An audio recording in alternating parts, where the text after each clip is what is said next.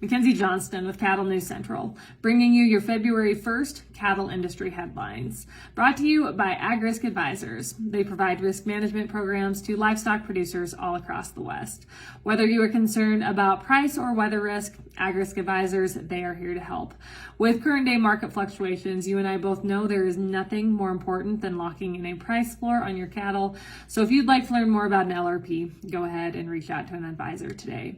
Also sponsored by American Beef Producer Magazine. They feature a wide variety of in-depth articles that cover a wide variety of topics within our industry. They also feature award-winning photography in their publication. If you'd like to check out their most recent edition, their February edition, all you got to do is click on the American Beef Producer link above in the caption. That will take you directly to their Facebook page where you can check that out. And finally, we are sponsored by Lemke Cattle. They are going to be hosting their bull sale on February 11th at the ranch near Lawrence, Nebraska. These naturally thick, heavy muscled, complete Angus, Red Angus, and Balancer genetics are developed right, guaranteed, and built for profit, with over half qualified as top dollar Angus sires, while also siring highly maternal, easy keeping females that will keep you in the cow business. Head on over to lemkecattle.com, do the auction, or go ahead and check them out on Facebook for weekly updates and videos. According to the North American Meat Institute, also known as NAMI, that we talk about so often on here, they weighed in recently on the New York Times' podcast, which is titled The Daily. I don't know if any of you folks have ever listened to it. It's usually a little bit left-winged, to say the least, but they usually have some interesting topics on there. Anyways, The Daily recently examined the beef and cattle markets, and according to NAMI, they were totally off their mark. The podcast highlighted beef prices increasing an average of 40% since the beginning of the pandemic, and some state cuts have increased almost 70%. The podcast featured ranchers talking about their struggles and the consolidation of our industry. According to NAMI, everything that has occurred in the beef and cattle markets is due to a complex system that is purely ran off of supply and demand. Since the summer of 2021, prices for cattle producers have rebounded, so things are looking up for the industry.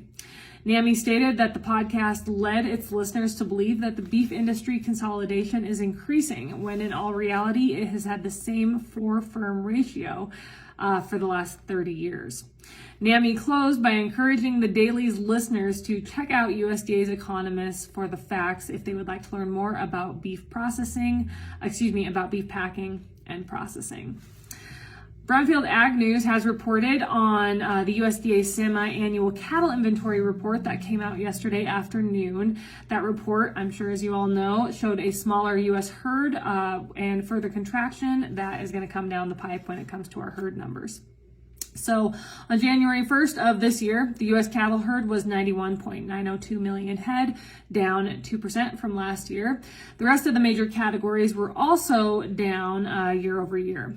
The number of cows and heifers that have calved was reported at 39.5 million head, down 2% from last year. And beef cows were noted at 30.125 million head, also down 2% from last year. The U.S. now has the fewest beef cows that we have seen in 7 years. In a recent interview with Brownfield Ag News, Ethan Lane, Vice President of Government Affairs for NCBA, said that NCBA members have continued their work to find a solution to address the price imbalance in our cattle markets.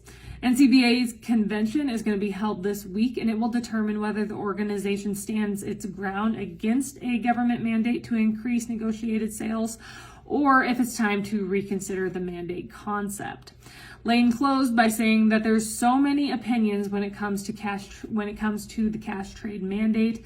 The goal of NCBA is to find common ground and a path forward that can be communicated to Capitol Hill and lawmakers who are trying to find a solution. Colin Woodall, NCBA CEO, also weighed in on their convention and the debate over a government mandate to increase negotiated cash sales, according to Beef Magazine. So Woodall believes that mandating cash sales could possibly work against cattle producers and lead to unforeseen consequences. It's easy to look at those options and say, yeah, we're going to stick to the packers, but let me tell you what the packers' reaction will be. They're just going to sit back and say, go for it. Because if our industry has a 50% mandate, they've got every excuse in the world to pay cattle producers even less, said Woodall. He went on to say that even if we craft the most perfect piece of legislation to hopefully solve some of our issues within the industry, it's important to think about if we really want the government involved, because once they do get involved in the industry, it is going to be awfully hard to get them out. That is all I have for you guys this morning. Pretty short and sweet. I hope everyone's week is off to a great start. Have a wonderful Tuesday. I'll catch you later.